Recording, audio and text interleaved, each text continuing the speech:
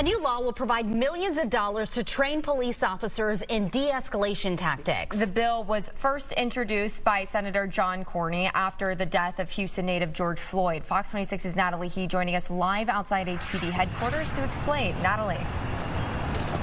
That's right. Senator Cornyn met with Mayor Turner, Chief Finner, and other Houston leaders today to discuss how that de-escalation training could be applied to HPD. The idea being that officers should be better equipped to deal with those suffering from mental health issues. Out of the tragic death of George Floyd, there was a lot of despair. People wondered, where do we go from here?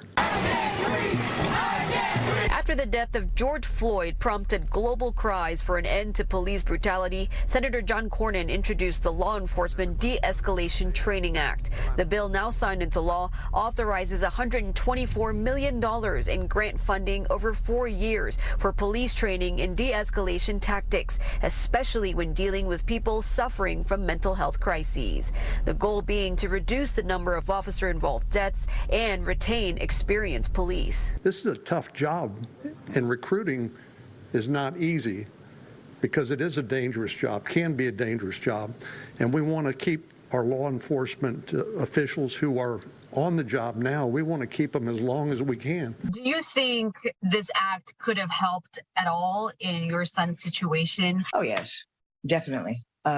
My son would still be alive. I miss him every day. In April of 2020, Leantha Chavez's son, 27-year-old Nicholas Chavez, was having a mental breakdown when 28 HPD officers responded to try and calm him down. The confrontation escalated and Nicholas was eventually shot and killed.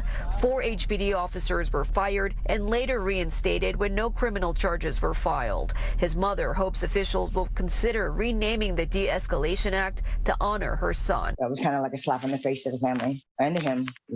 He died for nothing, is how I feel. At least this way, this could help other families. The De-Escalation Training Act also requires the Department of Justice to develop that training by getting input from mental health providers and civil rights organizations. For more details on this bill, you can check out our web story, fox26houston.com. From downtown Houston, Natalie He, Fox 26 News.